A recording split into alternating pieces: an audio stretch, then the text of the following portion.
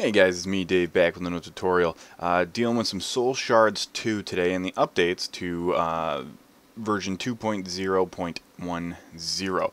Now, this is already live in the AT launcher packs, and not on the FTB, hasn't been updated yet, but this is for Minecraft 1.6.4. There's been a lot of changes to Soul Shards over the course of the Minecraft versions, and it's no different now. I got some slimes going there.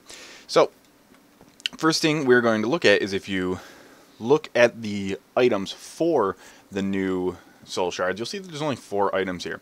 A cage, a crystallized soul essence, soul shard, shadow blade, and a soul binding shard. I'm going to go through all of these and explain to you what they do.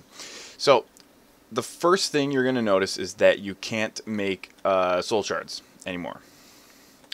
The recipe requires a crystallized soul essence. So, how do you get one of those? Well, you have to break a spawner. Now, depending on the mods you have installed with Soul Shards, this will be a little bit more difficult to find spawners to break. But when you break one, oops, let me get out of creative mode there. When you break one, you get the crystallized soul essence. So now, what you're going to need is just like the soul stealer enchantment for the previous versions, you need to make the shadow blade, which the recipe requires 2 soul essences and a stick. So what you're gonna have to do is you're gonna have to find 2 different, or not 2 different, but 2 spawners and break them so that you can have the 2 soul essences and then the stick to make the shadow blade. Now the shadow blade is what you're going to use to kill mobs to get the soul shards. So let's break this. So once you've broken the monster spawner, that was a skeleton spawner, and you have your crystallized soul essence on you, when you use the shadow blade, which you've created with 2 additional crystallized soul essences, and you kill a mob, you'll notice that the soul shard has become a cow soul shard. Now, to use this, what you're going to need is a soul cage. A lot of soul here, which will require another crystallized soul essence. So to get started, some obsidian and iron, but to get started making a passive mob spawner with soul shards, you're going to need to find 4 spawners and break them. And they always drop 100% of the time.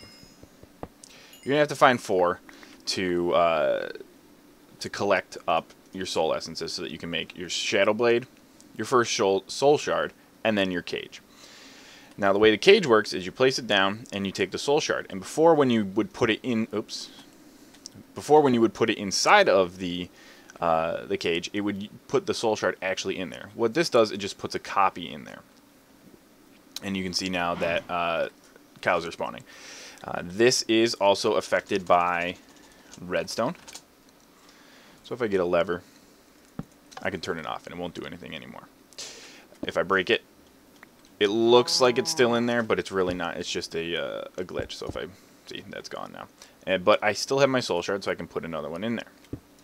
And I get guys spawn in there. So that is how you make a passive mob spawner with the soul shards using the crystallized soul essences. Now, the question isn't whether or not you can make a bunch of passive mob spawners for food, but you want to make blaze spawners.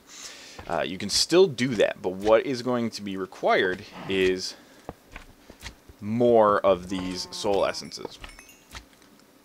So if you get lucky and you find a nice fortress in the nether and it has multiple blaze spawners, you can pop those off. But what's going to happen is when you kill the mob with the soul blade, the shadow blade, you can see I had 6 of them here, now I only have 1. It used 5 of them to make this soul shard. And now I place it in there. But now I don't have to grind out all of the souls to make my soul shard, or my spawner for my blazes. I can just continually put them down and place them. Now these are affected. They do act like natural spawners in the world. They are affected by light and for the most part distance as well. But so you can't just be spawning blazes everywhere. You'll have to build an area for them, give them a little bit of light. If it's a skeleton spawner, you'll obviously have to kill the light in the area. And that's the only way they're going to spawn. It's not going to work the same way the old Soul Shards did. Now, looking at the Soul Binding Shard, you make this by just using a crystallized soul essence and a gold ingot. What this does is, in the case of when you have this in your inventory, you can make as many as you want, but when you put it above an item that's in your hotbar, whatever, see, it's like an arrow pointing down, whatever that is pointing to, when you die, you will retain that item. So say I spent a lot of time getting this blaze soul shard. When I die, if this is above it, it uses up the soul binding shard, but I keep the soul shard that's the blaze. The same thing with my shadow blade. If I die and this is right above it, pointing down at it, I'll keep my shadow blade. The soul binding shard is lost, and everything else, just like normal, falls all over the ground. But when I respawn, I have my shadow blade on me. So it's a little interesting addition to the Soul Shards mod.